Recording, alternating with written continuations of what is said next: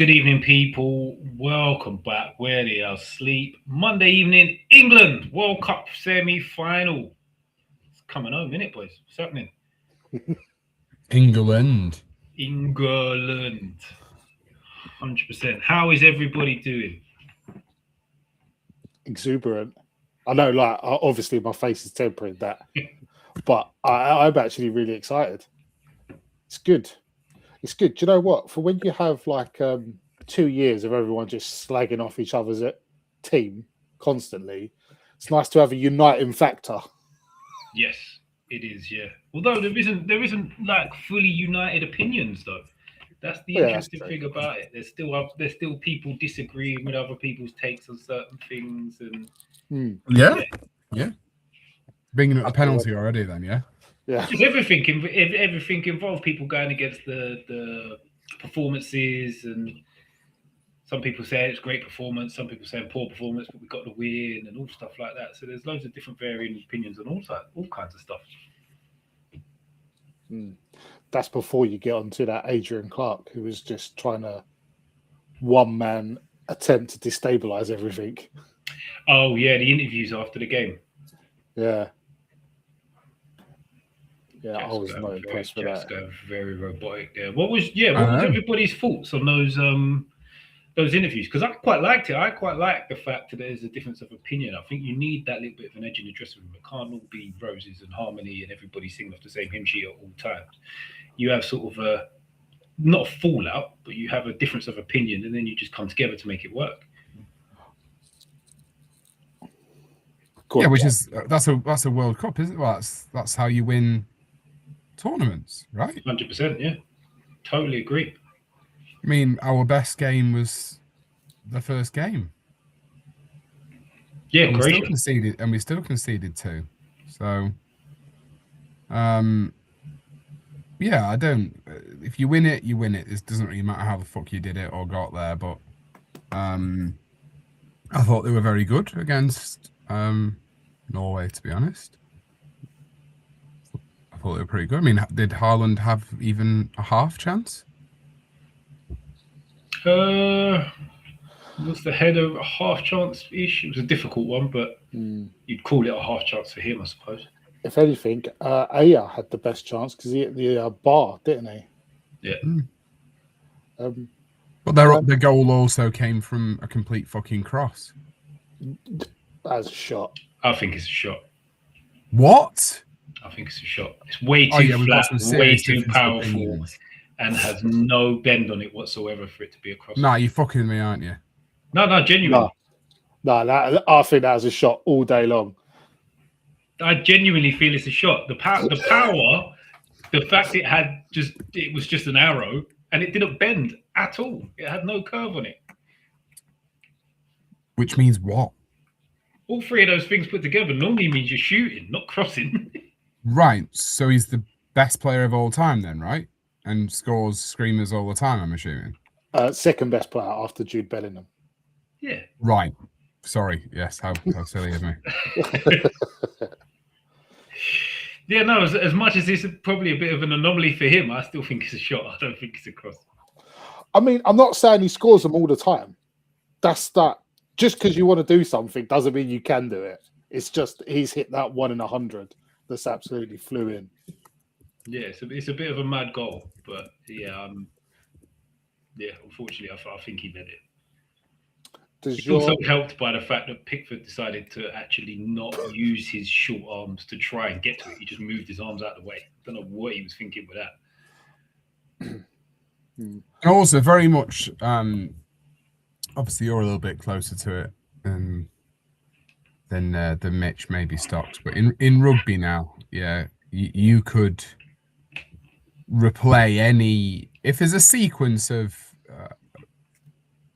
a minute, right?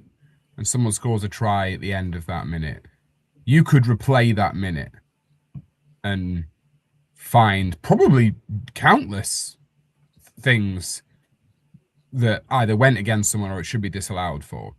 Yeah. Which is having a bit of a crisis with at the moment. It's the sport in itself. But football's a bit like that now. Like the foul on Kane could easily be given. And has anyone seen the clip of when they go down, someone goes down his Achilles? Yeah. What, down Bellingham's Achilles? No, the Kane's. I haven't seen the one on Kane's. I think Kane got one as well. It's actually bad. Yeah, like, I haven't seen the one. He's nowhere near the ball and rakes his Achilles. Like he's nowhere near the ball. But it was nothing. It wasn't even a foul, was it? Because if it would have been a foul, they would have probably could have gone to VAR and been a red card. So that's the difference in it. That if he gives that foul, actually it's a red card, but because nothing's given, it's nothing. It's weird. Like without turning it to VAR, basically things like this have always happened, and now they're just being highlighted for sure. And it's absolutely. And I'm just still not comfortable with it. Like, do you know what? Like, you know how like commentators glad to go all the dark arts like they're being whimsical. No, it's actually a thing, and like, to be honest, they're not always to be bragged about, because now they go, oh, look at them, oh, the scamps. When really, you was just being an horrible fucker, weren't you? That's why you done it. And like, but like all these things that are just part of the game of being brought up. And like you say, it is a crisis. How far do you go?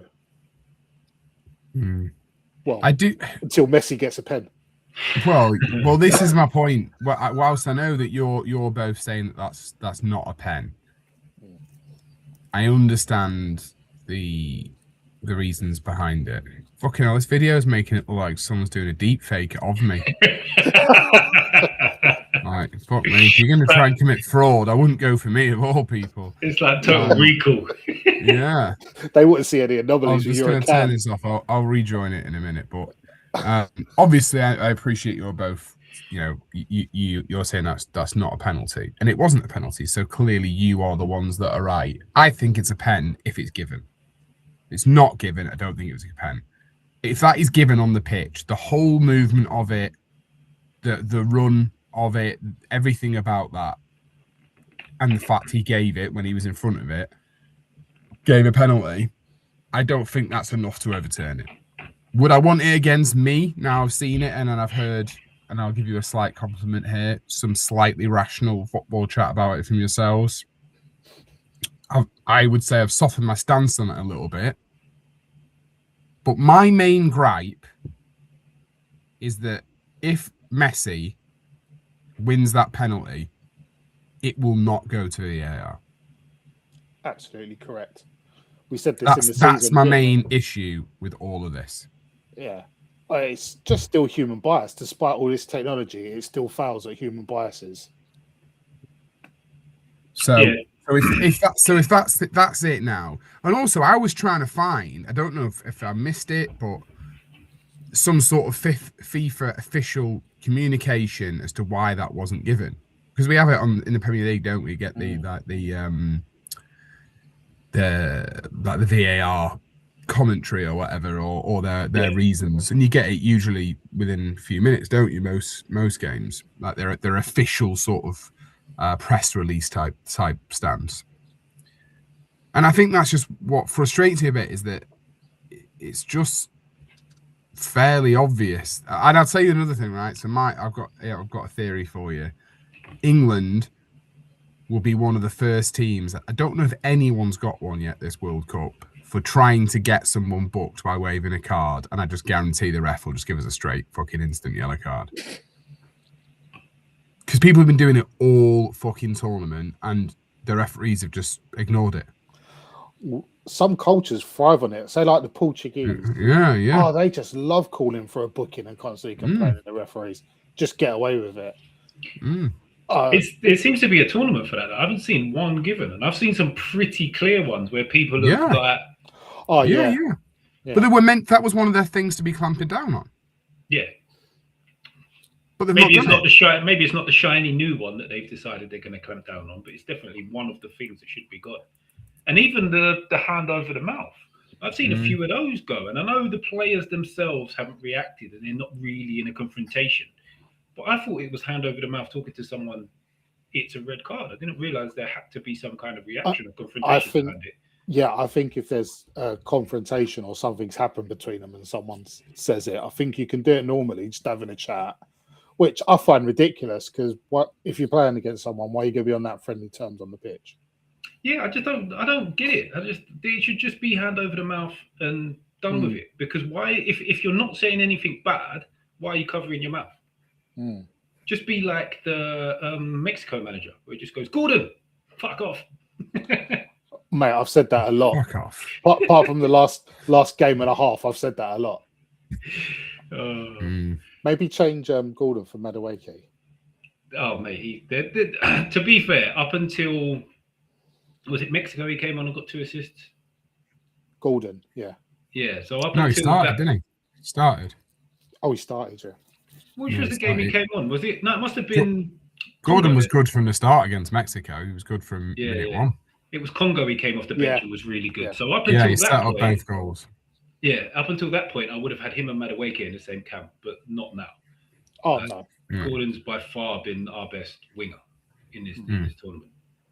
It's not 80 million.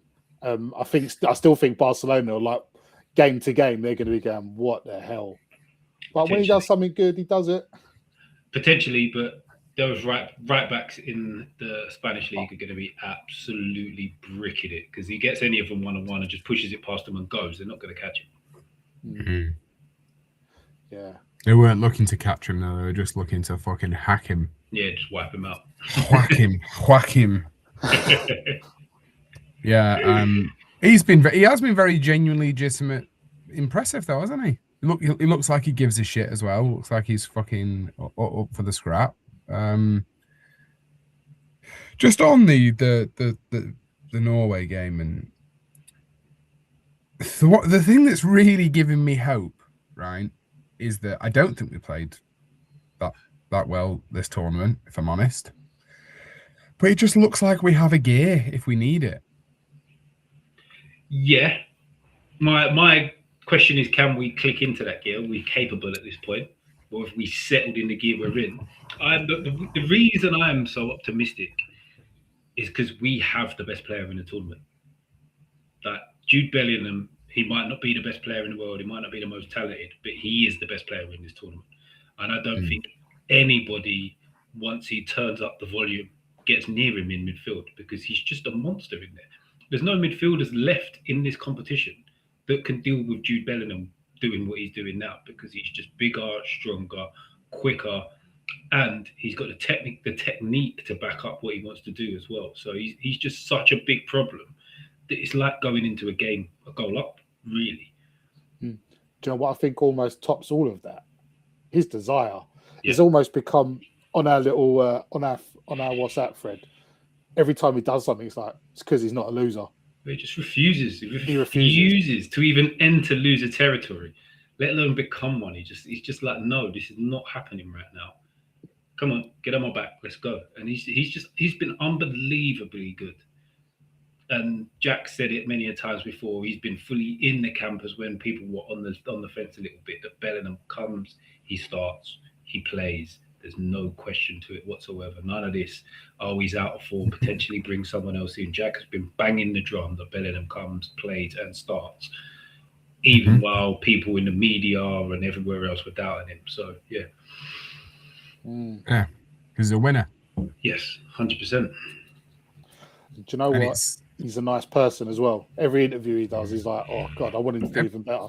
Everything he says, every word, everything, like it's almost like he's been media trained to the point of what fans want to hear, not like the media. You get what I mean? Like it's almost bizarre how like even the Tuchel thing. I just think fair play to you. Yeah. I actually think it's a little bit of the reverse, that he hasn't fully been media trained.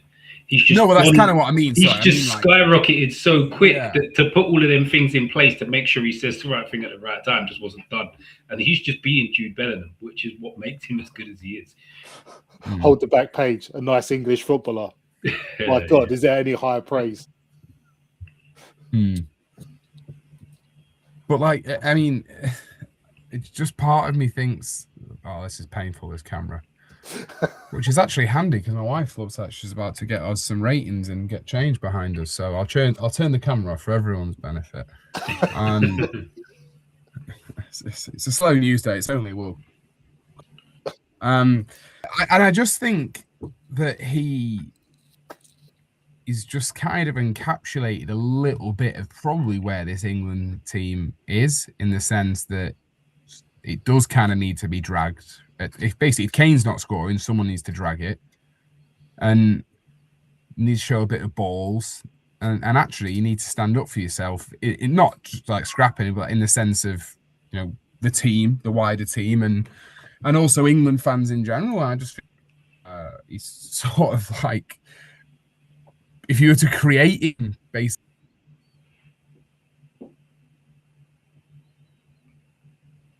Yeah, Jack's internet's moving. I thought it'd be me that was having internet moving crazy today, as I'm like quite high up in Scotland, but it seems Jack's is faltering at the minute.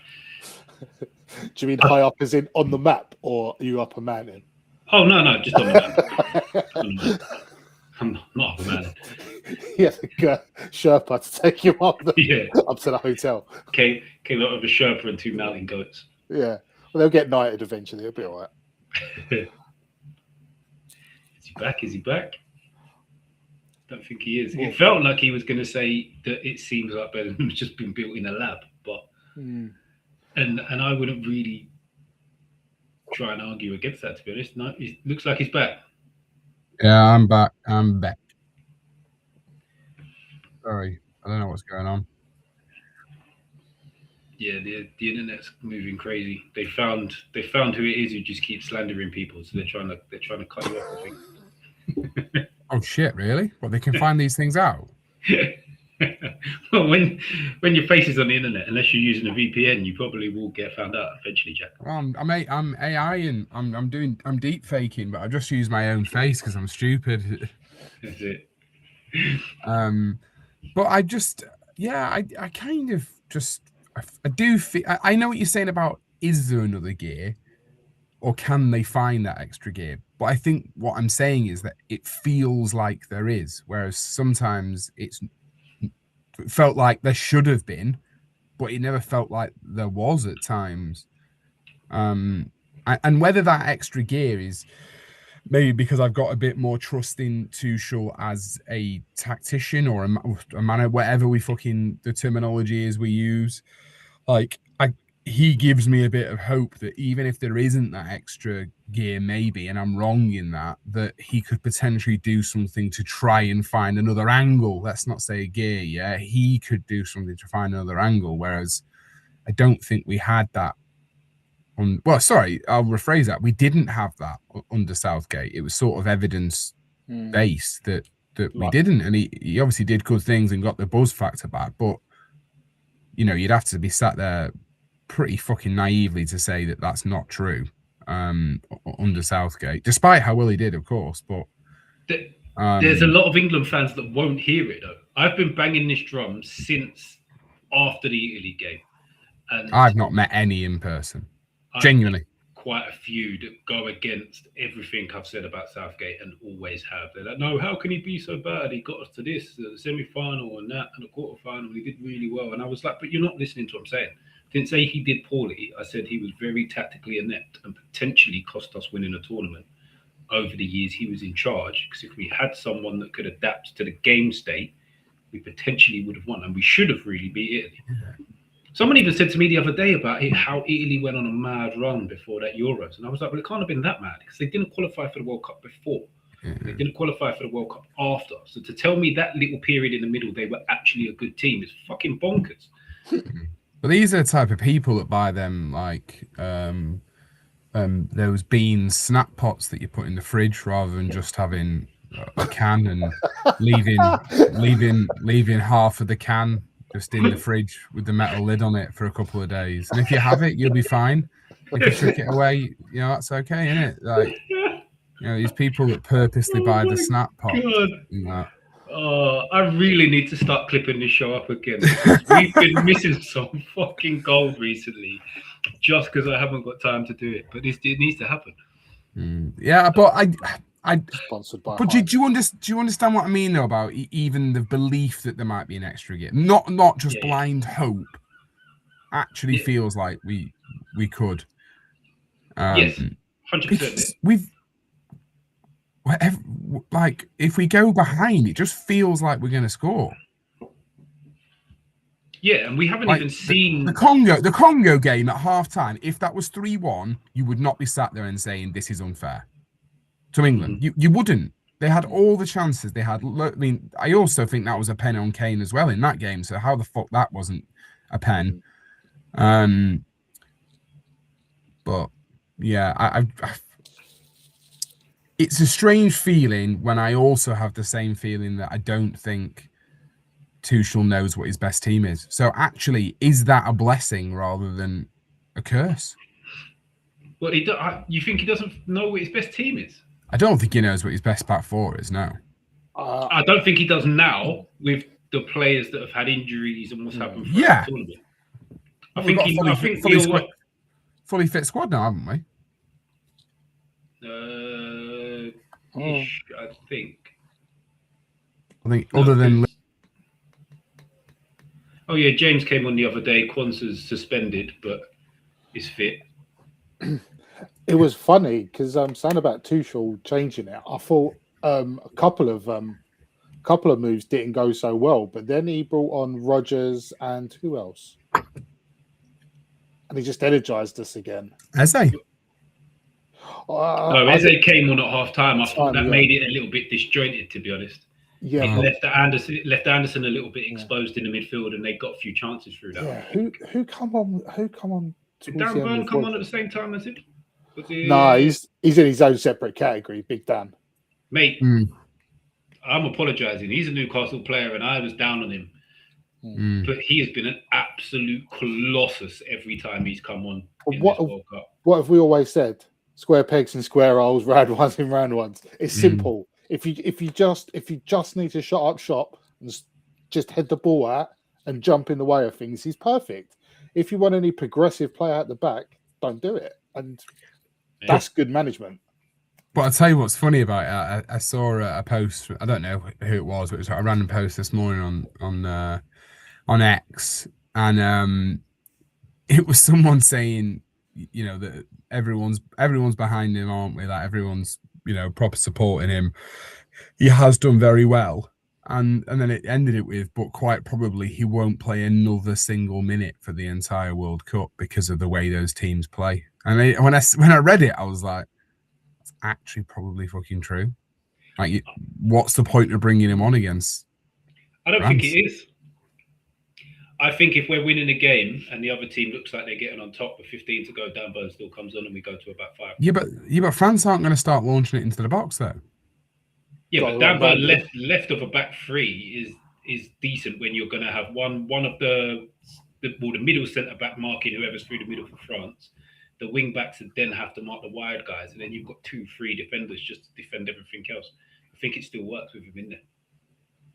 Oh, that's mad, that, because you thought he was a cunt 3 games ago, but that's fine.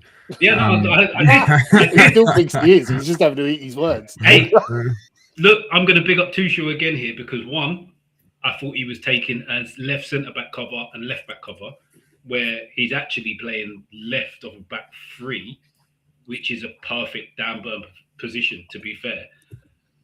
But outside of that, if he came on and played left back, he would be rubbish. And if he played left of the back 2 in a back 4, I think he'd be equally as bad against some of these teams that we come up against. But even before the Norway game, before he'd played well in the tournament, I would have been looking for Dan Burn to come on at some point because he manages Haaland extremely well every single time. Yeah, I agree with you, but I think there's a tendency to try and, you know, these fucking football podcasts, you know, there's only a couple of good ones out there nowadays, isn't there? And sometimes I think, yeah, absolutely, mate. But I think you can sometimes overanalyze things. There is nothing wrong with bringing on the 6'6" player and saying the ball comes in, you head it out of their half, ideally, which you're duly obliged in. Yeah. Do you know what was even better than that one? Was the one against the one recently against Norway. He heads it, steps over the guy, and then steps back over the guy to get in position. Yeah. Oh, mate, that is the best double step over I have ever seen. Big dick energy. Yeah. Because you just. Do you know what? Do you know what? That's another one of them footballer things that someone watching on the telly wouldn't even notice. But if you've done that to someone on the pitch, you're just saying you're not worthy. Yeah, all nine fingers clenched at the same time as well. Yeah, and the whole Norwegian team goes, oh, for fuck's sake! Like he's openly mocking us. Yeah. That's one of them though. When the goalie lumps it, if you're the guy going up for the header, you're jumping and you're thinking, "When's he going to hit me? When's he going to hit me? When's he going to hit me?" You jump short. You jump short, waiting for the hit. Yeah. Yeah. But fantastic win. I don't think, like Jack said, it feels like we've got a few gears. I think that's a nice way of saying that we haven't really played that well since the Croatia game. But we've been finding a way, and it's tournament football at the end of the day. I was in a few group chats with Dave in one of them and Carl, and we were saying, yeah, this has been a bit shit. And then we won, and it was like, well, it was shit, but job done. Tournament football. That's how you do it. Win the game. Literally nothing else matters. I couldn't care if we put in the worst two performances in the next two games and won 1-0 after extra time in both games. As long as we win the games, it makes no difference. Absolutely. Maybe that's what's held England back in previous years. Like, oh, we have to do this or we have to do that. Nah, just win the game. Yeah. By hook or by crook. No, there's literally no other nation that would care about such a thing. No, I'd probably disagree with, say, the Spanish potentially. Maybe the French now, because they have a really good side. I think anybody else you're probably right. I don't know. Deschamps never used to be free flow with football. This has only come around recently. Yeah, that's what I said with who they've got now. If you've got that front four and you drop, say, one of them to go defensive and just go on the counter and break for the other three, I think you're in a little bit of trouble. I'd still think you'd do pretty well with the other three breaking. Yeah, no, fair point. Yeah, like I don't think we've even got the best England squad, let alone the best England squad at the competition. But I'm fully backing all of them. Just do what they've got to do. Yeah. All 26 and Tuchel and all the staff. Oh, by the way, how have you felt about the old assistant Anthony Barry having a chat every half time? I bet you he's a bit of a live wire when he goes out for a pint. I actually don't like. I genuinely don't like it. Do you not? I don't listen to them because it annoys me that they're actually taking up his time at half time. It pisses me off. They're taking up his time. Yeah, it pisses me off. And the fact that the England camp are just accepting of it, I'd just be like, no, piss off. We've got stuff to do. But I think it's a contractual obligation for each side. Yeah, but send someone random. He's the assistant manager. Send like. Yeah, we're hardly getting any goodwill from FIFA for it, are we? We're the most fucking penalised team in the tournament. Send the guy that puts the kit out or something. I don't care. It doesn't matter. All he's got to do is listen to the team talk and go out and deliver a random message. It doesn't have to be the assistant manager. For me, he's the second. He's literally the second most important person at half time because you've got. I think he seems to be knitting it all together, doesn't he? Yeah, but you've got a short amount of time to deliver the message to so many different players, and a lot of teams have their assistant manager is kind of a go-between. So your manager's looked up on, he's not your mate, he's none of that, and then your assistant kind of bridges that gap to the players. So to take that out for a period of time during half-time just pisses me off. It's just like, no, let's not do it. Send someone else. It annoys me. Mind you, though, the amount of praise that's been coming out from the players for how Tuchel is at half-time, that maybe Barry's just like, well, leave him to it. I don't get a word in edgeways with fucking Winston Churchill in here, do I? He's just pouring drinks, putting out some energy bars. Tuchel's nominated someone else, and it gets 5 minutes, and he's like, "No, fuck this, I'll go. I've got to talk to someone." The Haribo Star mix is out, so I'll go and speak to that.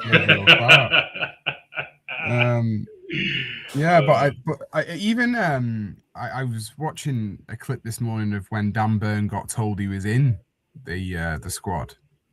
So Tuchel had rang him and he thought someone was playing a spoof, so he FaceTimed Tuchel. And Tuchel was like, the fuck are you doing? And he was like, I just wanted to make sure this was real. And he was just like, yeah. And then he said that he ended the call, Dan Burn, and then he sent him a message, so basically saying like, I'd really like the opportunity. I've been thinking about whether I should send this text, and I don't want to regret not sending it, so I did. And then he got a text at like, I don't know if it's weeks or months later or whatever, at 10:30 p.m. saying he got the old "Are you up?" from Thomas Tuchel. So he replied back straight away saying yeah. And then he rang him and said, "Oh yeah, Anthony Barry said you were unprofessional and you'd still be awake at this time rather than resting and recharging." And he was just like, fuck. And then he said like, Tuchel said, "I've had a really bad day. I've been phoning around people telling them they're not got in the squad." And then Burn was like, "Oh, my heart sank." And then he said, "So I've saved a good moment for the end of it, just to let you know you're in the squad." And I just thought all the messaging and stuff coming out, like nothing seems forced, which it hasn't done for quite a few tournaments now, in fairness, but nothing seems forced. Like I feel like Bellingham and Morgan being like best mates is probably helping to knit it together. And I will say that we knew he wasn't going to be playing. We knew he wasn't going to be doing anything on the pitch. But the Henderson thing seems to have worked. Sorry, as soon as I see Jordan Henderson, all I think of him is falling over, breaking his arm, and then turning up in a full kit 3 days later. But even that's probably helped in some fucked up way. Yeah, everyone's taking the piss out of it. Yeah. Like that's gonna be the joke, though. Do you know, like when you're in a group when something happens, and then like someone has a little dig at someone else, and it could be worse. It could be John Lenson. Yeah, soz Hendo. I bet you the picture for the group chat is that heat map of him laying behind the goal. That's 100%. What's a stupid way to break your arm though, and then go full John Terry for the next game? But you have broke it in a 3-2 win at the Azteca, though. So, to be fair, that's quite the story, isn't it? What one man's stupid way to do it, but also best place to have done it.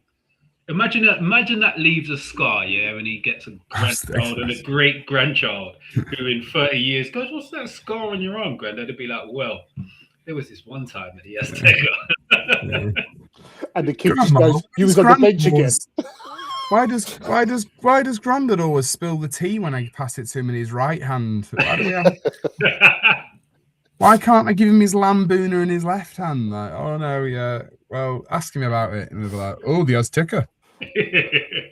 He's Russian. Yeah, I was about to say, where's he from? All of a sudden, he's a Russian Indian. But I think just everything seems to have gone well. I mean, the fact that Reece James is back as well, because I was just assuming he wasn't going to come back. Yeah. Maybe they hired that Ghanaian witch doctor. You know, the one who put the curse on Kane for a game. Maybe they got him in to do some acupuncture on Reece James or something. My man. Yeah.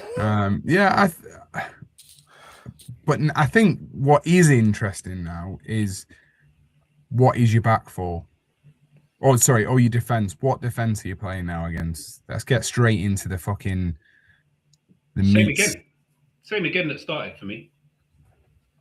Reece James gets injured again if he starts against Argentina. I would then hope that he has enough time to be fully fit to start against France. Would you not want Reece James to be able to stick on Messi? No, because Messi will be the other side anyway.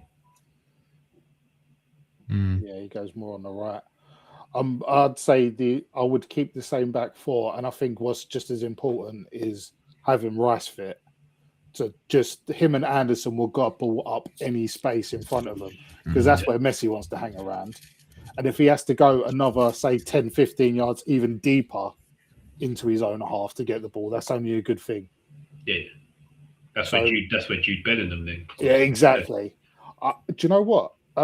I just want England to be the players that I hated playing against, just the big, strong, quick boys. Just rough them up. But that's kind of what we've got to do, isn't it? Because they're not going to withstand that, I don't think. I genuinely believe that Wednesday night is the one game that we absolutely pummel someone in this tournament. Oh, mate, I'd love it. I think it's going to be one of them nights where people look back on it and go, do you remember that time that England smashed Argentina in the World Cup semi-final? Is this going to be our Germany 5-1? It's going to. I genuinely believe it's going to be something of that level. Well, who's the Heskey scoring then? Anderson? I don't know. You'd have to have Tony or Watkins come on for that. Watkins comes on, gets tapping, does a little golf celebration, would be perfect. No, he's got to do that one. Yeah. Did either of you catch any of Argentina, Switzerland? I watched the extended highlights. Same. Switzerland were very, very good. Right. And really unlucky, I thought. It was like they should have been ahead before and Bolo got himself sent off. Yeah. But see the geezer, I think it was number 6, Zachariah or something for Switzerland. Just an absolute unit who was keen as mustard, and he was just carrying the ball, and he weren't dropping feints or rolling his hips. He was just running direct with the ball at them, and they just couldn't deal with it. And I was watching that thinking, Nico O'Reilly should feast. O'Reilly, Anderson can do it. Rice can certainly do it. Yeah. If Burnham drops off 10 yards and runs at someone, you ain't stopping him, and that's what I want us to do. You got to try and get like an Enzo or a McAllister booked early, and then just run through him. Yeah. Just do what they would do to us, and just unrelentingly smash into them. Just go for them. Try and play at them every single time. Take risks and just tell Anderson or Rice just to fucking totally drop back, because we're going to take some risks and try and play through.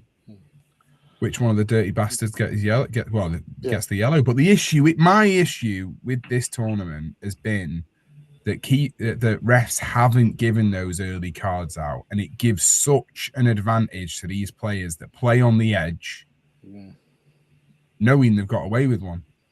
Whereas we have like Rice, who was booked after fucking 7 minutes in one of the games. It was almost like 30 seconds. Wasn't it? Yeah, whatever it was. Yeah. Yeah. Do you know what seems weird? It's like the ref will let the 4 fouls go from one side, and then the first foul of the other side is all over. He goes, "Oh yeah, I'm stamping this out." You'd be like, "Well, it's the first one we've done," and they always go, "Oh yeah." I do get that point, and it's the totting up. You're like, "Yeah, but I'm not on the team." The tally chart. You're the cross. You're the one that goes across the floor. Yeah. There's been 12 fouls in the game now, so we're giving you a yellow card. Yeah, but the other 11 were Argentina. What are you talking about? Yeah.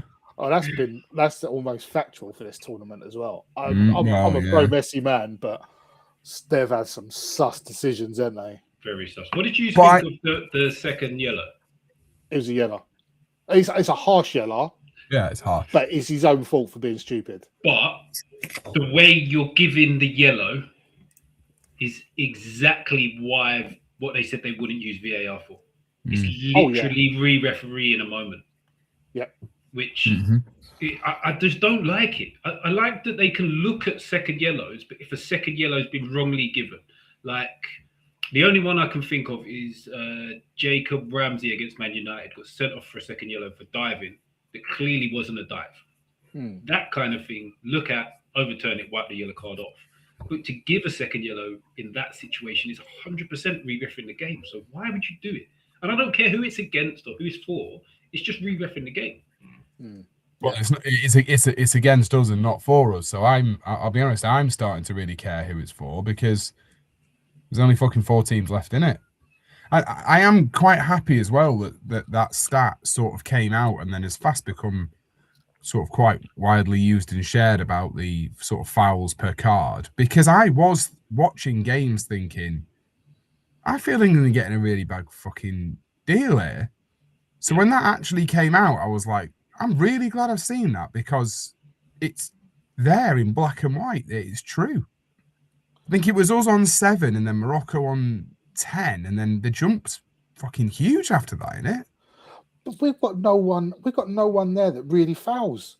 I wouldn't mind if we had like a nasty bastard in there. But Yeah. You'd almost go the other way, we're a bit soft.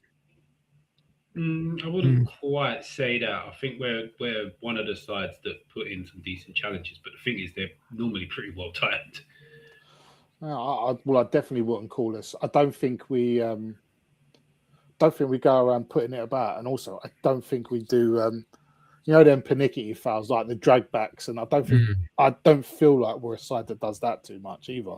The little shitbag fouls, we don't do those. No. We don't do the little shitbag fouls, but no, I think most of our fouls are probably a slightly mistimed, bit of a heavier tackle type of thing than a little pull or a drag here. Maybe the refs are looking at that a little bit harsher. But I fully agree. I'm just playing devil's advocate here, by the way, so don't fucking attack me for it.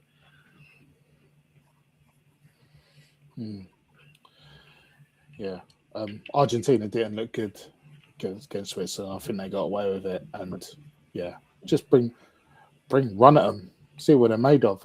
Speaking of running, who would you pick on the wing? So it sounds like we're going for Gordon. Do you reckon Saka's fit enough, or are we going to go with Madueke to soften them up and then bring on? You can't be thinking in a semi-final about bringing play. If Saka's your guy, you've got to be starting him and then taking him off. You can't be the game in. You could Bellingham it and someone scores 2 goals in 2 minutes, and that's it. And then you are categorically chasing the game, changing your structure. So if I'm not saying he would be mine, but if he's your guy, you have to start him in a semi-final now. It's you're 1 game away from a fucking World Cup final. So if he is your guy, you start him now. It's not even an if for me. He is the guy on the right wing. Play him. Like you said, if he's got 45 minutes in him, play him the first 45. If he's got an hour in him, play him the first hour. Don't need to bring him on. Let's go and win the game. I feel we're going to smash Argentina, and I think Saka helps that. Get him starting the game. I'm a little bit more dubious with Reece James because I think he's going to be more key in the final if we come up against France because their wingers are class on both sides. But in this game, Saka has to play. Let's go and blow him away early and not fuck about and go into extra time or let the ref. If we do it that way, we take these shit refereeing decisions out of the game. I feel if we go and we fucking pump 3 past them in the first half, they can give a fucking silly penalty with 10 minutes to go while they're 3-0 down. Don't give a fuck because they're still going out. Just don't let that become a decisive moment in the game because we haven't attacked it. Imagine if we're on 72 minutes subbing off Kane, Bellingham and Rice. Yeah, just rested them for the final. Be like, yeah, let's get it. Let's do it. You said about Reece James not being fit. Special mention for Konza. I just think he's done well, whatever he's had to do this. So, like, I've not always been his biggest fan, but I can't knock what he's done this past few weeks too much. Also seems very well liked in the squad from the videos and comments that people make.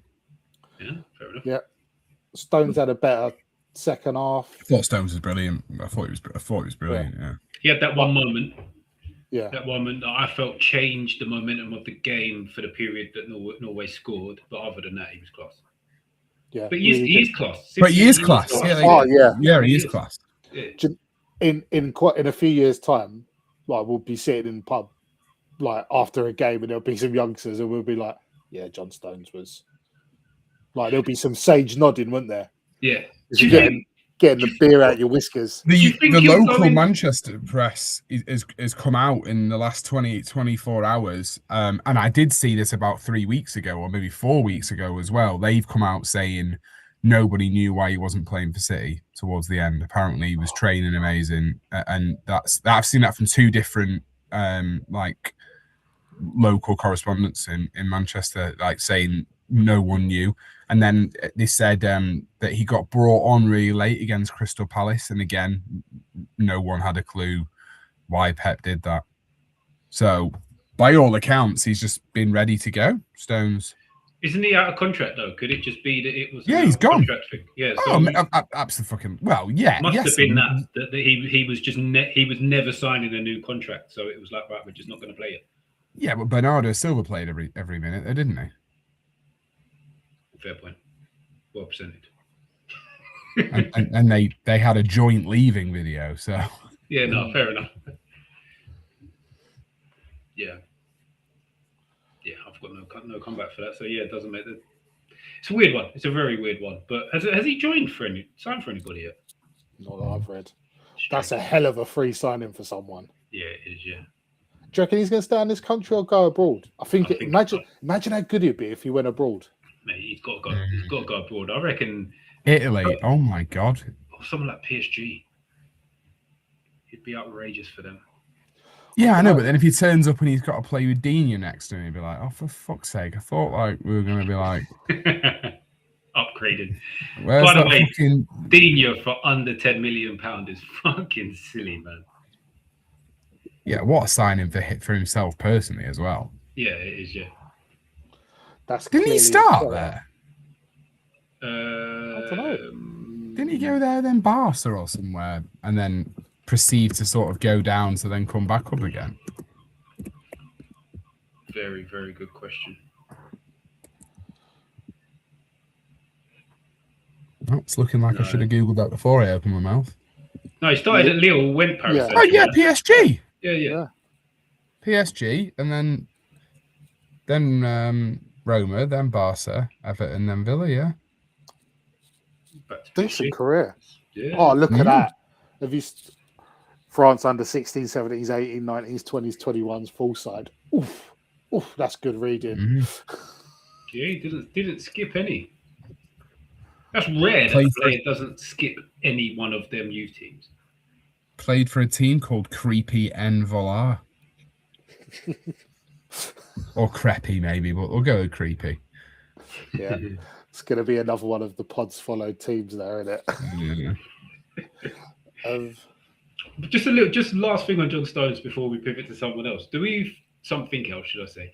Do we feel that he's potentially going to fall into one of those Ledley King, Jonathan Woodgate brackets? Who's that? John Stones. Where he was not if he wins the World Cup. No. I suppose, yeah. He's just fucking Johnny Stones that won the World Cup for us, isn't he? Yeah.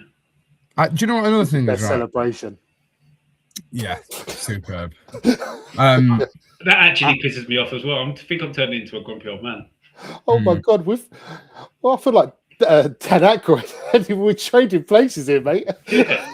You're the you lot miserable fucked me up. Yeah, I'm normally the fucking positive, happy one.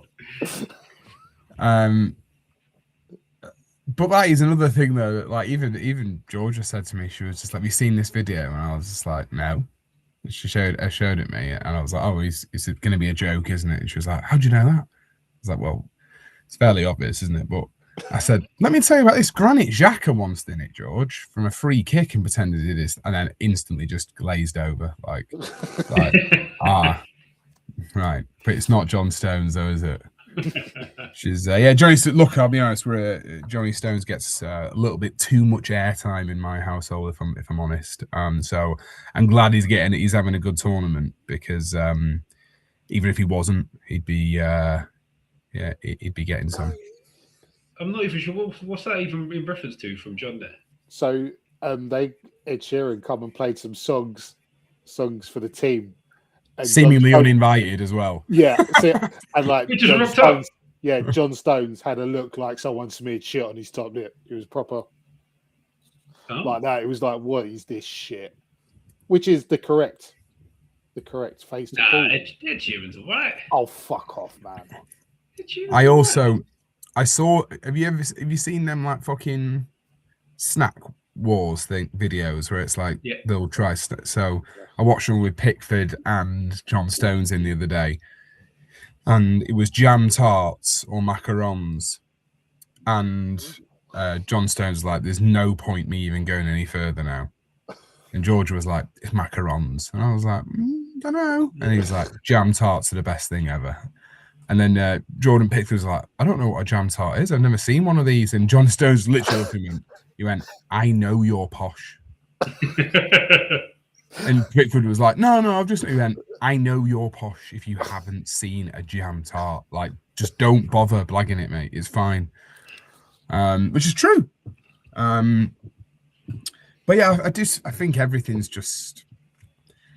I think there'll be some big characters could not be in that squad in 2 years' time. Oh, yeah. Somewhat irreplaceable.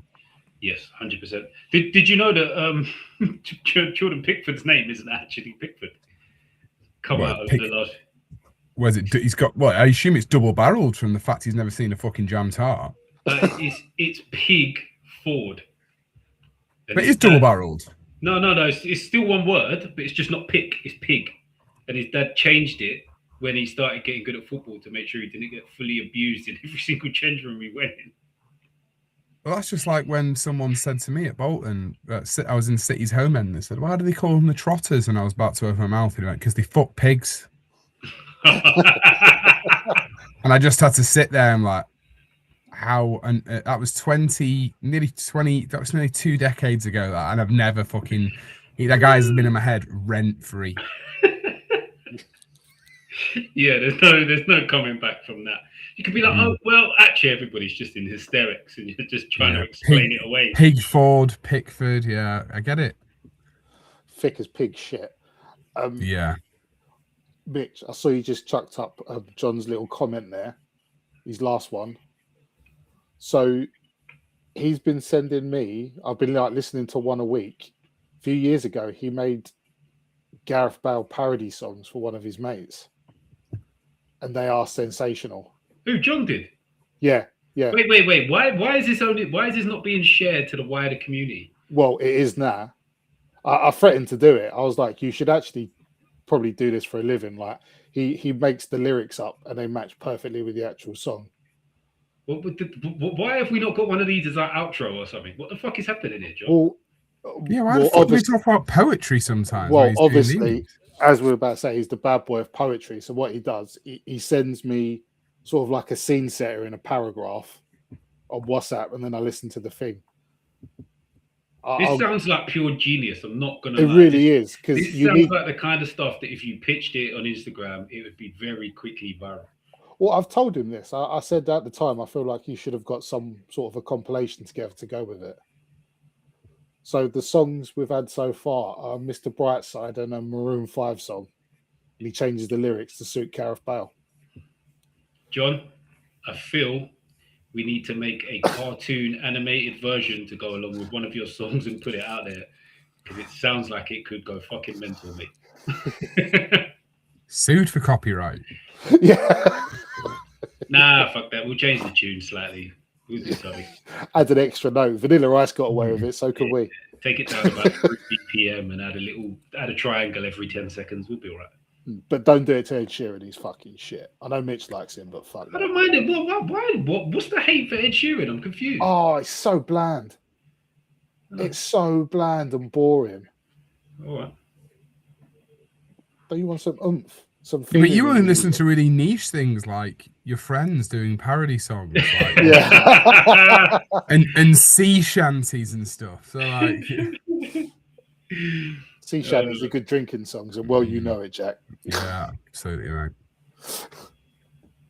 Yeah. What I don't mind about Ed Sheeran is that he went into the pub so much he just bought one. Yep. Well, you gotta rate that, right? Yeah. Didn't have a phone for years and just wandered around getting smashed with various random people for no reason. Yeah, a bit annoying when you want to ring your dealer, though, isn't it? Not Ed Sheeran's asking you to sort him 50 quid cash because he can't log on his online banking. Not if he's part of your travel group. Yeah, true. Yeah, that's true. Yeah. Just take him around with you. You'll be fine. Mm. Go and busk. Go and do a quick busk and come back with a bit of change, lad. Have you still got that Nando's card you were singing about? We'll split a peri hummus. Come on. Ooh, got enough of some macho peas on this. Not macho if he hasn't, let's be honest. Right, so Messi, who has quite frankly been smashing English teams to pieces in the Champions League for most of his career, how do we feel he goes against England in a few days? Probably up against O'Reilly. I feel like it's something in the future I would, well, hopefully, if I've raised them right, a future child of mine would say, did Messi ever play against England? I'd be like, actually, yes, because the answer is no right now, isn't it? Yeah, it is. Actually, the answer should be no. Technically, yes, but actually no, because he was shit and he got marked out of the game. So he was on the pitch, but he didn't really play. When was that? No, that's what it's going to be after Wednesday, Jack. Oh, sorry. Apologies. Yeah. Right. Okay. He hasn't played against like France or Spain or something like. No, he's played against Spain, but he hasn't played against quite a few of the bigger nations, has he? Has he not? Because he came. He's unless it was a fake quote. I thought he'd come out in the last few days saying it's really cool to be playing against England because it's one of the only nations we've never played against. I assume it's not fake because was it not that big mouth Fabrizio that said that? Oh God, I can't. Because I thought when I saw the quote, I thought that's a bit too wet and soft to be true. That, and then it was something quite reputable, which is ironic word to use for him. But I really do. I really do hope your prediction's right, Mitch. We just like smash him, get into. Well, you can't even really smash him because as soon as you lean on him, he's going to get a free kick. But yeah, just suffocate his space, or just do really well at marking everyone else. Yeah, I think we have basically Anderson will be set to cover the space in behind whichever side Messi's in. So if he starts from the left, Anderson will be set up to be in and around Nico O'Reilly every time the ball goes to Messi. And then everybody else will have to filter around to make that work. And Anthony Gordon will be tasked with a very similar thing to get back as quickly as humanly possible to make sure that when Messi gets it, we can double up, triple up on him, and then we can deal with the breakdown of it once it drops to someone else. So Messi has never scored against Germany, Portugal, Spain, England, Italy, Belgium, Norway, Sweden, Turkey, Japan, or South Africa. Don't know why. What's the end of that was about, but yeah, Germany, Portugal, Spain, England, Italy, Belgium. I also don't know how many times he's actually played against any of those teams, but this is kind of why you need Messi fanboys, isn't it, for questions like this? We could just throw this out into the ether and go, but he's never scored against these, and they'll be like, yeah, but he's only played against da-da-da-da. Like, thank you. That's the hard work and research I wanted for free. Thanks, Gupta from Bajarar.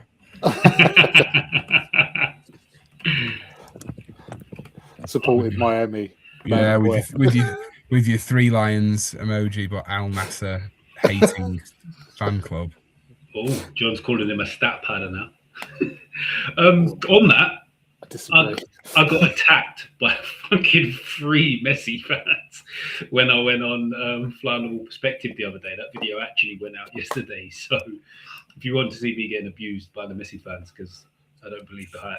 Well, I do believe the hype, but I just don't like the slanted scales of how it's bad for one player to do it, but good for another player to do it, and all of that nonsense. Yeah. But he is the greatest. Mark Noble was worth it. No, yeah, he is comfortable. He is the greatest player that's ever lived. Only one close to him would be Maradona for me.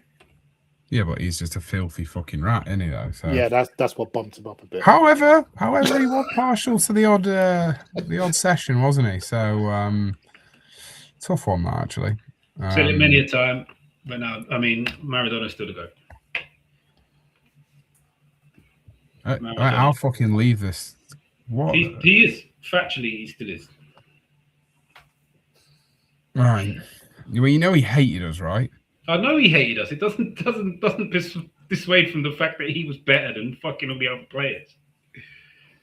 While fucking coked up at the same time. He wasn't an elite athlete that was thank fuck. So finely tuned to be the best he could possibly be and injected with whatever the shit he was injected with to become fucking good. He was just that good. Sorry, just let you know, don't ever try coke again if you think he's ramming it up his arse with a syringe. No, I mean, that wasn't about Maradona. Oh, right. Okay, sorry. That was going to be a long trip for you two, wasn't it? Yeah. I ain't got nothing to add about that. Although I did hear a great story about. I was listening to an interview with Roy Hodgson, and he was saying about in Italy how they deal with the superstar player. Say you had Vialli and Mancini when they were, I can't remember what side it was, and he's like, "What do you do?" They're like, "Just let them do what they want. Just let them do what they want because they're winning you the game on Saturday." So apparently, when training started, Mancini's just sitting there with a coffee, just watching everyone train and they come out when the balls are out and things like that. No, there was another one where Maradona basically just disappeared for 4 days, and he come back to training on the Saturday. They were playing on the Sunday, and he went to the team, "I've been really bad. I'm sorry, I've let you down. I'll make it up to you on Sunday." Just like scored 2-1, 3-1, and I was like, "Yeah, that's kind of." Well, it was like Romario, wasn't it? When didn't he? Yeah. Didn't he get? What was it? Sorry, they said you can go to Rio if you score. Go to he the scored Carnival, 2 Rio goals, Carnival, and he did it before half time and subbed himself off. Didn't he? I think it was 20-something minutes. Was it something? Yeah, I knew it was something ridiculous. It's something daft. 20-something minutes, and then he just not even to go for the hat trick there. That is just fucking elite level of taking the piss. Yeah, that's just unreal, isn't it? This is quite interesting. I've just had a little search. So against what they're calling the top 10 national teams, which is Brazil, Spain, France, Portugal, Holland, Belgium, Germany, Croatia, Italy, and England, Messi has played 47 games. Have a guess at how many goals he scored in them 47 games. 5. Slightly higher than 5. Brazil. Brazil in that, sorry. Brazil were in it, yeah. Yeah, 12. Very close. 15. Yeah. Well, on the basis that you just named about 7 of the teams I know he's not scored against, he's basically got 13 against Brazil and a couple against Croatia then. So he's got, apparently he has scored against, he scored twice against Spain, apparently. Huh? So 5 against Brazil, 2 against Spain, 2 against France, 1 against Portugal, 1 against Holland, 1 against Belgium, 2 against Croatia, none against Germany, none against Italy, none against England. Right, so that started a load of bollocks then, wasn't it? Yeah, I reckon if England set up and they're as dogged as they have been, they can weather it, because Argentina haven't really got any outstanding pace, have they? And they're not going to go outside you. No. So if you've got Contra right, proven as well, that's been proven over the last couple of games. In fact, sorry, that's been rubber stamped over the last couple of games as well, hasn't it? Absolutely. So if you've got Conza right back, naturally you're gonna be a bit more narrow, aren't you? Across the back four, so there's less space for him.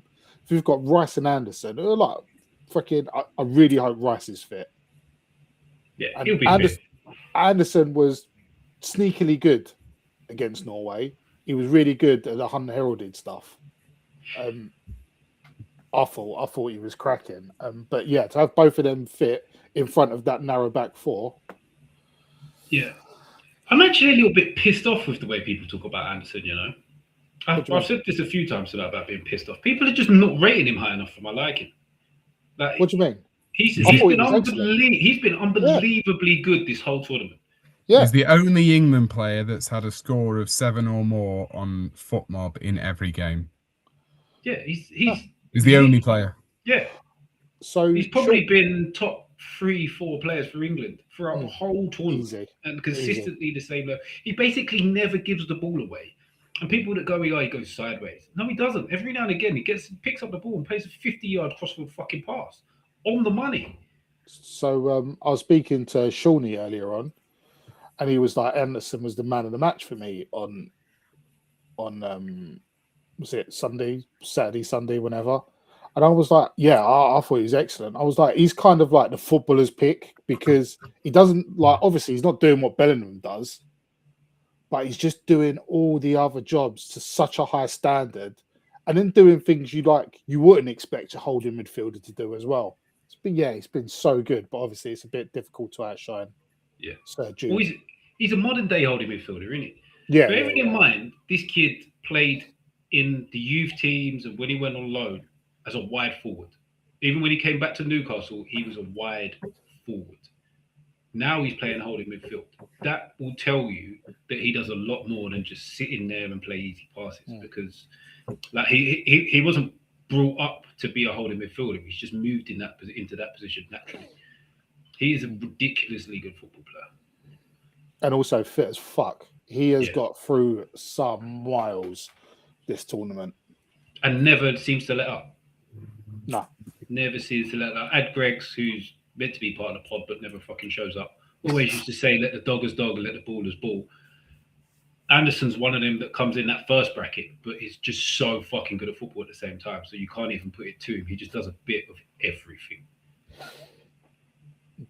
You can tell that he played further forward because when he does play the ball out, there's a snap in his pass. Yeah, get it. That you quick. don't always see with Rice. Rice is a bit more measured in his passing, if you know what I mean. Whereas Anderson would just roll it out, bang, it's gone, it's there quickly. Even the crossfields, they're like arrows. They don't loop up and give the fullback time to get out. They're arrowed over, so you've got a good touch, and then you can shake your man up. Them two are going to be so important Wednesday night. Yeah.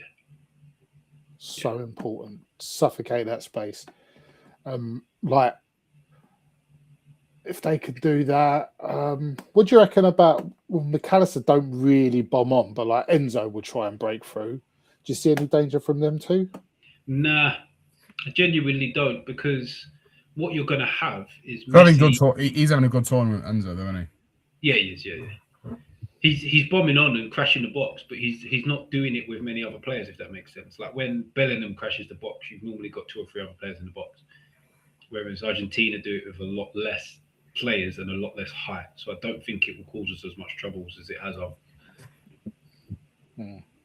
Thinking about that, I know I said start Saka and kill him just from the off. Do you think Argentina might be thinking, because of what we've got down the left-hand side, and because Anderson naturally drifts that way and Gordon is full of energy, gets back all the time, that they might shift Messi over in thinking that Saka might play left for England so the right back gets less cover?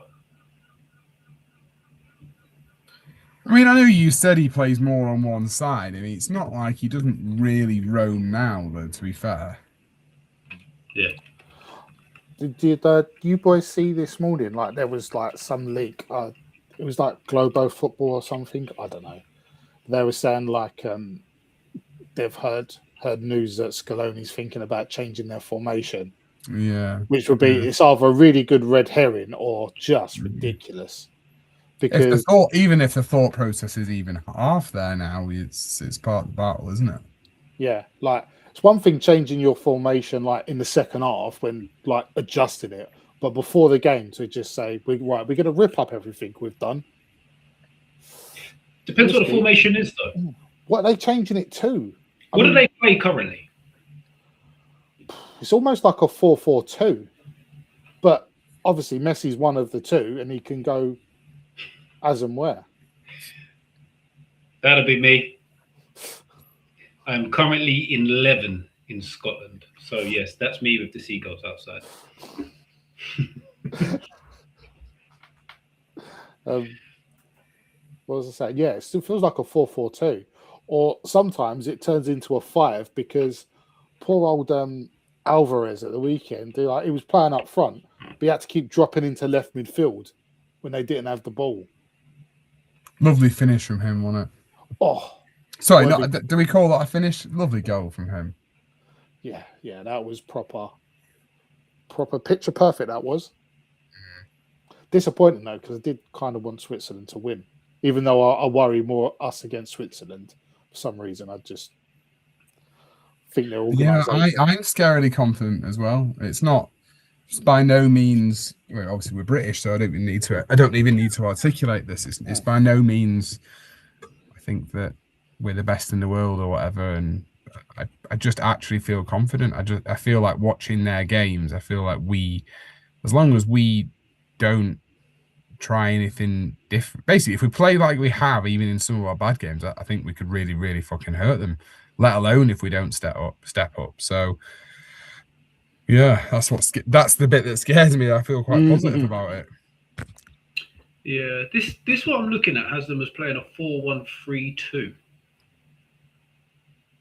It's a fucking weird formation. If they play that against us, they'll get absolutely annihilated. But that's what I'm saying. You imagine that sort of 4-1-3-2 style against us, and then if you get one of their midfielders booked early, yeah, that's a long day in store for them. Madness. Gonna need Harry's best falling over when he drops deep. hopefully he won't even be needed to drop deep. Just fucking stay up the pitch, mate. Yeah. I think he will do regardless. I think that's why Tuchel's so committed to having Bellingham in 10, which is paying off now, because if Kane drops deep, there ain't no one tracking Bellingham from midfield. It's like that old thing. If you're as strong as him, you ain't as quick as him, and if you're as quick as him, you're definitely not as strong as him. So you can't match him stride for stride. It's madness. It's madness how good he is. And that's the goal. His first goal against Norway was like he made it look, brilliant. He made it look very simple, but that is so fucking good. Like Even the unity with Gordon on that. That's kind of what I mean. I feel like great pace from Gordon on that pass. He literally scores, doesn't he? Points straight at Gordon, runs up the pitch. Yeah. Like that Gordon linking, I'm saying, is that like just everything. That's what I'm saying about like nothing he does feels wrong. Like it was to make it 1-1. It's a fucking good goal. It's a quarter-final. But even then, in that moment, he just points at Gordon, like not even a massive smile on his face, but that means like that's what I needed. Goes up, a couple of fucking fists up to the crowd when we're in our own half, and like everything. Like even if I could create, like let alone the goal, like what I would want him to do afterwards, he does it. Like it's fucking scary. Yeah. I literally just had this thought. Do you reckon we could love him more because he's not fucking battering our own teams every week, playing in England? He plays abroad, so you ain't got rubbing your side face in the dirt every week. I actually don't think it would make any difference. No, not for me. So what are people's thoughts on, like, say, Steven Gerrard? No, I loved him as well. Like he was one of my favourite players for years. Regardless, he always used to score against Newcastle. It used to annoy me ever so slightly, but I didn't hate Steven Gerrard. I think Bellingham's just one of those characters. He's a very, like, he's just a very English player, isn't he? But you see that goal, right? Yeah, that he scored against Norway. Yeah. You don't get that space in the Premier League. You do not score a goal that is rolled over to you like that, and you break into the box. It just does not happen.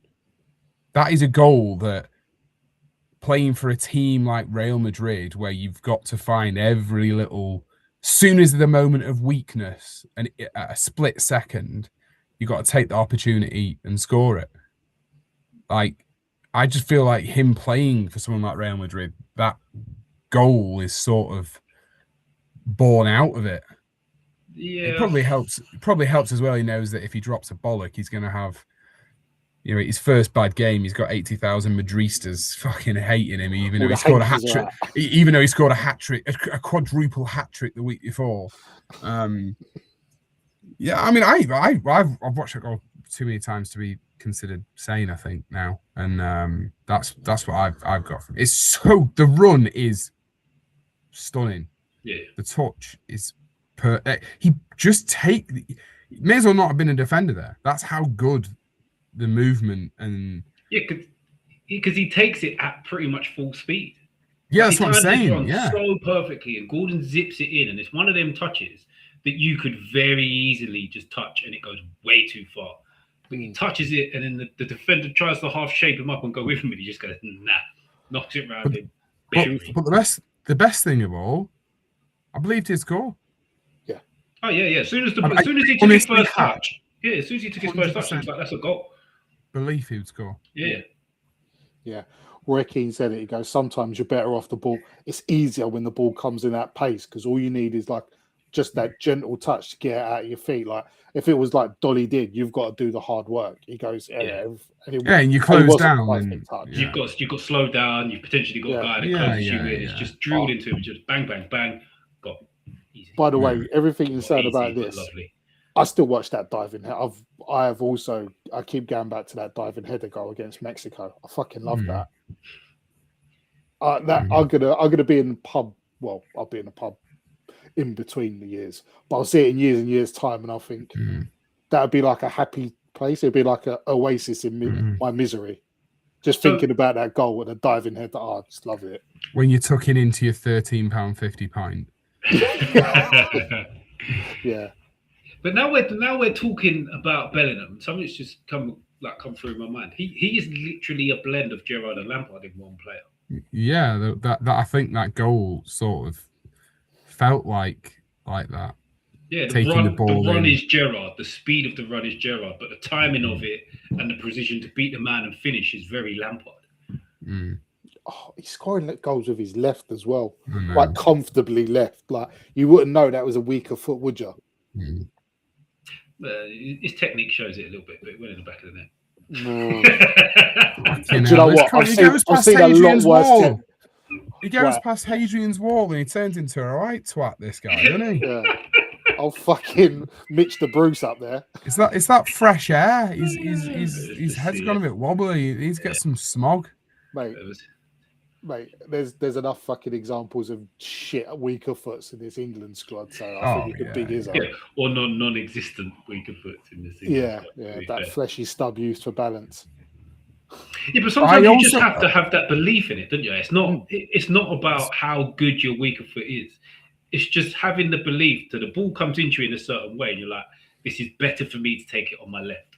I'm just going to go on my left rather than engineering a space on my right. And that's what caught people up. Because the easy thing then is to think, well, I've just taken this ball in this motion. Surely if I just try and cut it back with my left foot now, there's going to be someone either in the box or running in to tap it in, right? Yeah. But he didn't do that. He took the option that was riskier, makes him look like the bad guy if he doesn't score it. But he does, so it literally doesn't fucking matter, does it? Because he ain't a loser. Yeah, he's a fucking winner. Absolute winner. Yeah, well, so I actually, funny enough, I messaged my good friend of mine, Mike. He's a big blue, extremely passionate City fan, has been his whole life, and his dad has. And I'll level with you. I forgot sending this message, but we were talking about how much we like the team, and obviously the hyperbole of after Mexico, that's the most heroic English team performance I've ever seen. Blah blah blah. And in my pits of positivity, I messaged him saying, Jude Bellingham, imagine if the golden era played like he does, we really would have won the lot. It's true. But unfortunately, they didn't. Unfortunately, they didn't. But yeah, I think you can just do no wrong at the moment, can he? And also, he's the type of twat to fucking 2-foot Messi, isn't he? Yeah. So like, he's got that loco in him. So I mean, even if he does that, it's going to be like, you know, even you imagine the media, they'll love it, won't they? They'll try and bring him down, and all of us will be like, no, I'm cool with it. Yeah. It'll be on the front page of every other national newspaper across the world. Bellingham snaps Messi and all. Yeah, I mean, it was option C on the list, and he went straight for it, which is a little bit frustrating, but yeah, it was still on the board. Yeah, I think it's gonna be a good game. I'm starting to think Spain might beat France as well. You know, I'm feeling a little French implosion. I feel like they've had it pretty easy. France. I'd say their hardest game in a way was the Paraguay one, which in some ways was the easiest because it weren't nothing to do with football. It's about keeping their cool. I was quite impressed with that. Yeah, but you don't forget those in football. Sometimes you don't lose your cool because you're angry at someone. Sometimes you lose your cool when you're not playing well, and teams have just got the ball, and France are more likely to lose their cool in that scenario than someone winding them up. I mean, France are horrible cunts anyway, so they're not really asked. Like, they'll give it back if they need to, won't they? But it's more, you start losing your head when you're getting past the death, and then when Mbappe starts being greedy, which is okay when you're winning games, when you start getting a bit back behind the wall, I think that's when things all start to show. I just don't think. But France's defense is not that great. Upamecano is shockingly bad. I don't know how he still gets a fucking gig for people. I don't care what anyone says. The guy's a fucking loose cannon. So I think you could get at them. I think you could get at France. But You just got to score 4, haven't you? You've just got to score 4, and they only get 3. I was going to say, is there enough goals in Spain to beat them? Like the game and how it goes, Spain can match them, but you got to get the ball in the net. I don't think Spain can do that. What does it matter though if you've just got people like Marino who just turn up like a fucking stud farmer that you've pulled out, and you've let the fucking neighbour's horse come around for 5 minutes and charge him 30 grand. He just comes. He's quality though, isn't he? He's like a magnet. Clutch. Clutch. That was a cracking finish against Portugal. Yeah, but you just felt you do it as well, though, didn't you? Like it's just. But then there's going to be issues now because not issues so much. Well, yeah, fuck it. Let's cause some tension. They're saying that when does Marino get the start? No, he don't. So he doesn't at all. So at what point do you start having to say, "Why am I not starting?" Depends how badly you want to win games, doesn't it? It's the ultimate conundrum, isn't it? Because as a footballer, you want to start games, but if you're winning games, you must very much like I was saying about Saka. Yeah, this is the semi-final now. So if he's not starting now, but is he better? Who starts up front? But what if you're not in the game? This is what I'm saying. Like, surely, where I suppose this is where really very good managers, earn their soul, or essentially why they are good at it, because they won't maybe be like my mentality where I'm already thinking, if we don't do it, I'll regret not starting him because he shouldn't have been coming on. But I suppose if you're a manager that's successful and has complete trust in themselves and the team, I guess you think to yourself, well, I'm not going to change it. But in my eyes, you got to go out. I'm not going to say you got to go out swinging at this point, but I just don't feel if he started, I don't think he's good enough to influence like in a normal game. But when it's condensed in that last 15, 20, I don't know, he just somehow seems to make a difference, whether or not people would whether it's just simply a tired thing or that slight change where he comes on, it creates him. But I just don't think he'd be that effective starting. So is he good? Because I've watched him, I think, nearly 30 times now, and I still don't know if he's good or not. Exactly. At this point, if you're being effective, because obviously you start your best team, and this is where I kind of agree with you. You got to start Saka, you got to start your best team. But I don't think Moreno is part of the best 11, but that doesn't stop him being superbly effective coming onto it. Yeah, where does he start if he starts for Spain? That's the question. He don't start in midfield, and he's still not a proper forward. I know he gets goals, but it doesn't mean you're a forward, does it? I'd rather have him up from than fucking who's Razabal. Yeah, or the man for Barcelona, Fernan. He's fucking They're not great. They really aren't great. But they've just got such a good style, haven't they? They've got such a sorry, I wouldn't say such a good style. They've got such an embedded style that they'll just keep going. And once you make that, one move to the left by 1 inch too much, that's their moment to to strike. But yeah, I don't think they're that great either, personally. I think it'd be interesting to see what happens when France turn them round and run at them.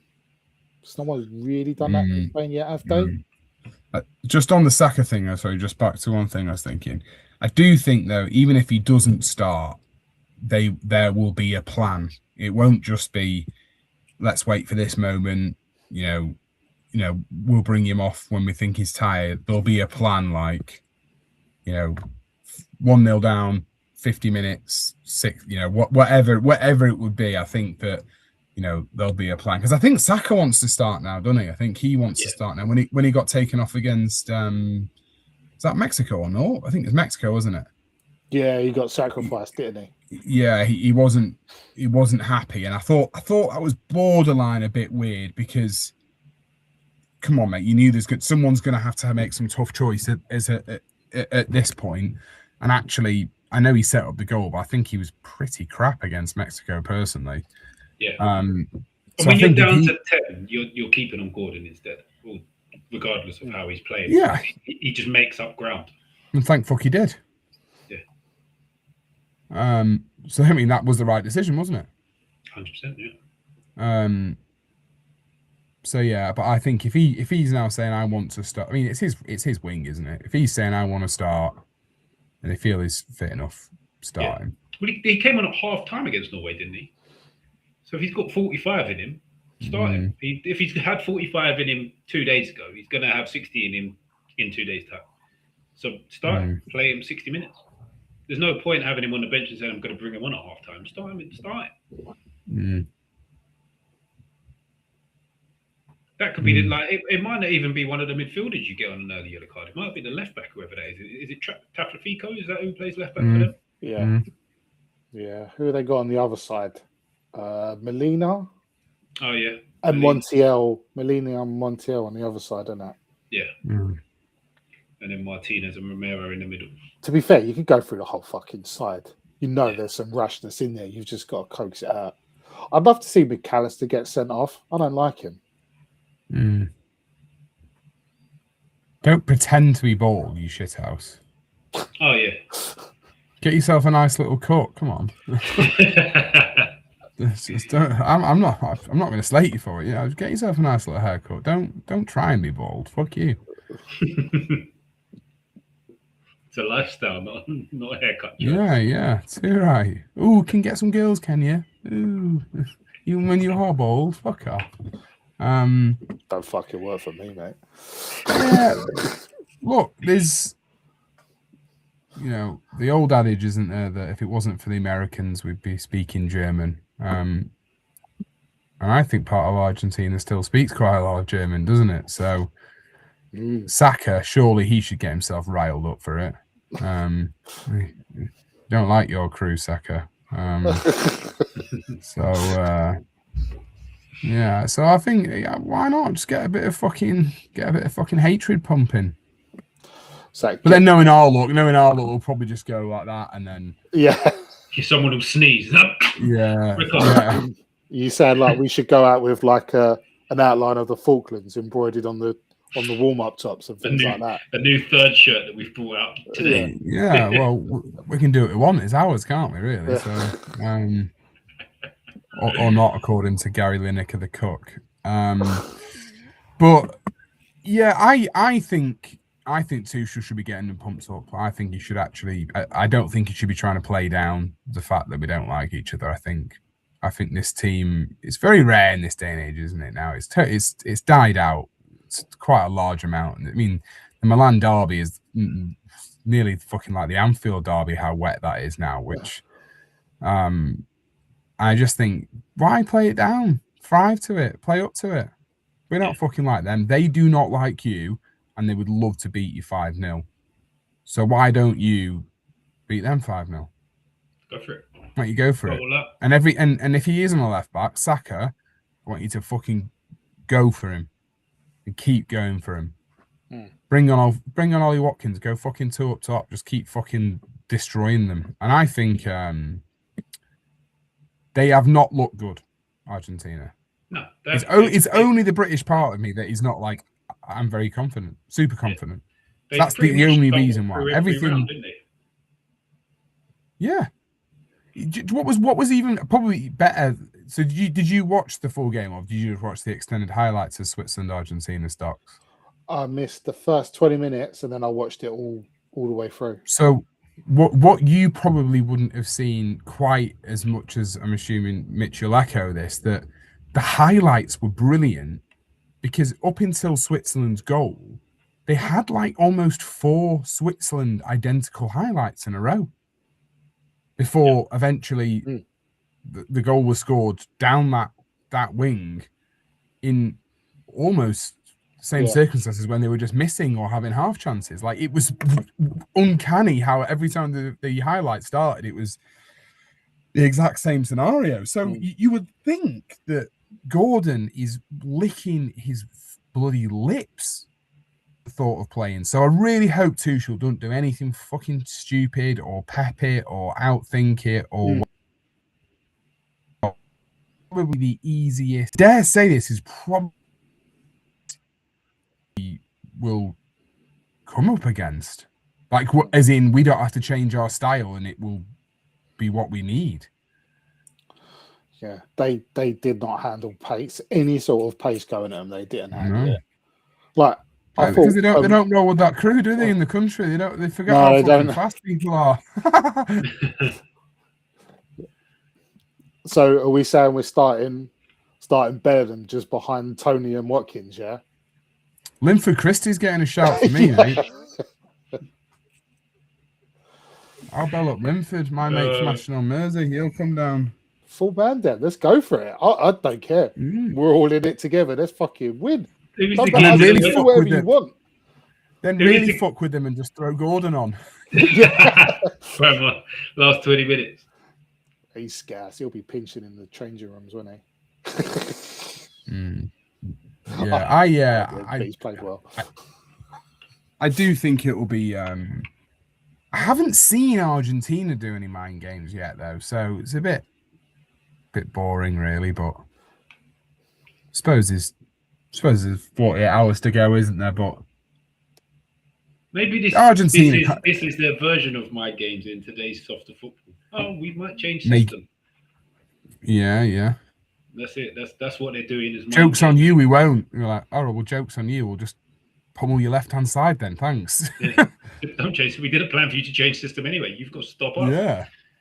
Yeah. That's why we've got 3 left wingers on. Yeah. Gordon and O'Reilly just powering through down there. Yeah. But Rice or whoever's there just drops in if the brake's on. Just simple. Has O'Reilly hit the woodwork 3 times now? Yeah, I think he has. Yeah. Where is he? Didn't even notice. Yeah. That. He's kind of grown into it. First couple of games, I was thinking, but it certainly works better having Gordon in front of him because you've got a worker there. Gordon and O'Reilly could side. That's. I don't know if everybody missed the middle of that. I heard Gordon and O'Reilly, then I just heard side at the end.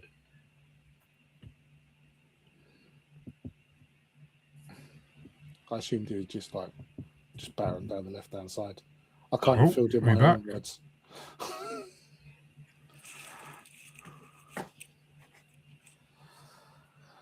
Oh, nice proper gone again. Oh, shit. Right, is everybody back? What's going on? We seem to have gone very quiet all of a sudden. No, I'm still here. I was just waiting for a next point of call, a next topic to lead on. If we are we going to squeeze out some more England chat? Don't think there's anything left. We've literally covered pretty much every player. Every single player has been talked about. We spoke about Tuchel. But actually, no, there is a question that I did want to ask. So, does anybody, well, it's only me and you because Jack's frozen. Do you think that if for some weird reason we do lose to Argentina, that the media does the stupid thing and turns on Tuchel for being German?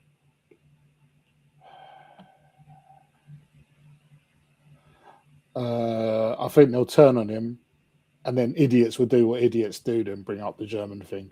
Yeah. I think they will turn it. I'd like. This is why I was so annoyed about the Bellingham thing, because it's like they're sowing seeds, they're creating their narrative when actually everyone's really happy and really behind the team. Yeah. It's what annoyed me so much. They took everything that they could construe as negative when actually he was being positive.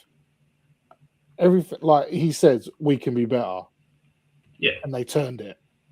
Everything was about mentality. Well, what do you mean about the mentality? I was like, well, they won purely on mentality, which they did. I think it was an excellent point. Yeah, I think they will turn on him, and they'll say he's like they'll bring up the Jude Bellingham spat, and they'll say that he's confrontational, like they have done in other jobs, because he's got a reputation for it. It's just nonsense, though, isn't it? Really, it's just noise for the sake of creating noise. Because Bellingham didn't agree with what the interviewer said, but the interviewer didn't actually put forward what Tuchel had said. Exactly, that's my point. Like, he could have said, you said, like, you didn't have the best game technically, but he said mentally you were so strong and powered through. Yeah. Whereas it was produced as Yeah. Tuchel's not happy with the performance, where that actually wasn't the case. He said we can do better. So he wasn't happy with parts of the performance, but he actually then stood up to the interviewer and made him look like a bit of a dickhead when the interviewer started going on about mentality. Yeah. I do genuinely think it would be, well, certain parts of the media will spin it that way. Yeah.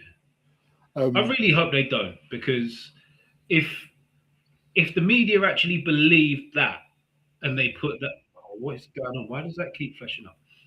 The media put that out and they believe it. I just think it's just naive and stupid, because if you can't see how Tuchel's little tweaks mid-game have got us to where we are so far in this tournament, then I just don't think you understand football well enough to be able to comment on it to a broader span of people than anybody else. It makes no sense to me if you can't see it.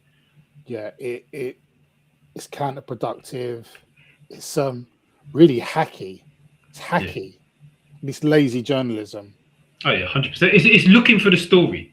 Yeah, it's producing a story that's going to get you the most reads, rather than actually just talking about the facts behind the matter.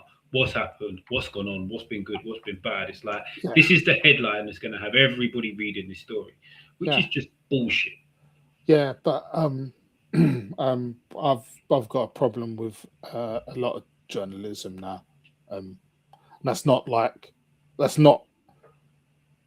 to pick on journalists, but what their editors believe wants to be read is what they'll write, because they want people to read their work. Yeah. And what editors think football consuming public want is just wrong. Like, it's not like the fucking soap page about dramas and this and that. It's people like the absolute alphas. There's 26 of them, plus a manager. Yeah. And probably like these are like some of the most driven sportsmen in the country. Of course there's going to be problems. But they have to accentuate that, and they'll never say about how they all got on and had a lovely time. Why we're kind of on this thing and whether they'll turn on him, we're at the semi-final. Is that a successful tournament for you? Out of the set, I would call it par for the course. I wouldn't say it's a failure or a success. The Norway game was the last point. Anybody could have called it a failure for me. I think that was a game that we always should have won. All of the games that we've played before that were kind of should win kind of games. So to go out to Argentina, who are factually the world champions as we stand right now, and have the player that most people call the best player ever in the world, I don't see how you then call that a failure. Yeah, it's just one of those moments that happened. If we put in a terrible performance, it might be a failure of a game, but overall, I don't see the tournament as it. I really agree. I like kind of echoing Jack's thing about the confidence. I just feel like we match up well. I think the only thing that could derail us is like in an absolute Messi masterclass or a horrendous mistake. Yeah. I don't think a Messi masterclass is possible. Not because of just because his legs don't produce it for long enough in a game. Yeah. He has to play in moments now. And yes, some of the moments are brilliant, but he has to play in moments. He can't do it for long periods of time. The difference is we have a group of players that are just relentless. Yeah. So when he gets his moment, he might get one. He has to produce. And I don't think him producing once stops us winning the game. No. Yeah, I totally agree. Do you know what is fantastic? But we've got a lot of fit, hungry players that are driven and united. I'll say we've got I'm a bit down on Southgate tactically, but I'll always praise him for he got English players to want to play for England again. He made it a good camp, and Tuchel's team have carried this on. Do you know what? I've never really gone against that point until now. Yeah, I've always let it slide because I was always negative on Southgate, and it was one thing I was always going to let him have. But don't you feel, like Jack said it earlier, even the Milan derby is a little bit soft these days. So don't you think the way football has changed over the years has changed this? There's no rivalries anymore. All of these guys, these guys are mates. They weren't mates back then. They were actual rivals, and that was the problem. There is no more rivalries in English football for these players not to get on. So everybody used to big up Southgate. Oh, he was a good guy. He brought the vibe. He did this. He did that. No, football's just evolved. The rivalries do no longer exist. They don't want to turn up and rip each other's heads off for the first few days because no one gives a fuck. Yeah, I would extend that to this country. So when Spain was successful a while ago, they still had like Barcelona and Real Madrid players, and they still got on and played well. Yeah.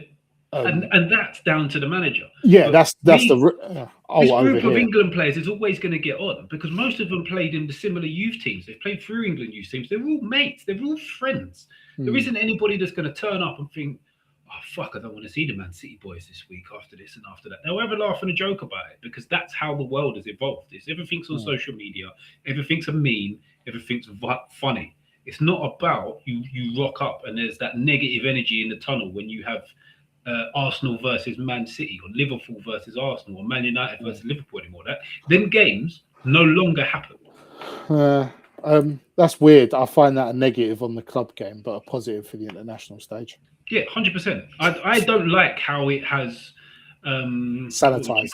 Sanitized. That is the exact word I was looking for. I don't like how the Premier League is sanitized to the point that you don't get them big rivalries anymore. But like you say, it's of a benefit to the England national team, which is a good thing because it's the one moment that all of the fans, whether you're online, whether you're watching these, whether you're on these shows, whether you're just talking to your mates down the pub and you're taking the piss out of each other, you come together, all that stops and you pull towards the same goal. And that's fantastic. Yeah. You said about pulling together. I was traveling to work the other day and I was like, you know, when people say club or country, like your side could win the FA Cup or England win the World Cup. I've always said England win the World Cup, so don't support West Ham to win things. And that's easy for me to say because West Ham don't win shit. But all them people to go, oh, nice, what about club football? Them cunts will be the first ones booking tables and shit. Oh, yeah, 100%. Clogging up pubs, giving it the big and being at Box Park just so they can throw a beer in the air because they think they're edgy. Mm-hmm. Like, this is kind of my two fingers up to them because I'm like, this is why country over club is much more important. It's just good 100%. For everyone. Yeah, it is. And slightly off, I sent it in a different group. It wasn't the Owls one. It was the Champo one. Yeah. About how many this England side have played in the Championship, come from Championship clubs. What was that? You probably missed it because you're always busy. it was. I did see that. It was a percentage, wasn't it, that you sent? Yeah, and I think that's another reason why this is a different England side. They're not all sort of top level academy boys. People they've played hard football. They've been through the trenches as such. Yeah, 12 of the 16 players that England used against Norway have played in the Championship at one point. Some of them have played lower than that as well, by the way. Yeah. It's good and it's healthy for the game. And again, it brings more people together because you're going to have people supporting, like, I almost say like I'll be saying it disparagingly now, but say like a Bristol supporter, Bristol City, going, oh yeah, I remember seeing Bellingham play for Birmingham. Where it's not, it's not like it's just like, oh, he's come through Man City, he's come through Man United. They've played the same teams for the last 6 years. It's like it's just bringing more people together, and you can be more infused because you've seen them at your ground. It's not just like Premier League grounds. Yeah. Do you take it as a bit of a negative that only 3 players have scored for England in this tournament and none of them played in the Premier League last season? Me personally, no. Yeah, I couldn't give a fuck. People are using it to have a little dig at the Premier League. I could not care less. Makes no difference who scores the goals. We win as a team. I say that there's lots of different ways to play football. People say, oh, it's the best league in the world. I don't think it is. Some games are amazing. A lot of it's shit. When you go abroad, you learn new ways to play football. You learn new techniques, you learn new systems, you learn new ways of doing things. And then you're bringing all of that expertise with some of the best players in the world. So Kane's got them at Bayern Munich, Bellingham's got them at Madrid. And you're bringing that to the England setup. Yeah. That's only a good thing. And again, it goes back to this club versus country thing. I'm happy these English players are going abroad and learning new things. And people in other countries are going, fucking hell, they're good. As opposed to us overhyping them. When other countries start saying how good Bellingham and Kane are, then I feel quite proudful about it, because we are actually producing some of the best players around the world. We're not just saying they are. Yeah. Because we watch them every week.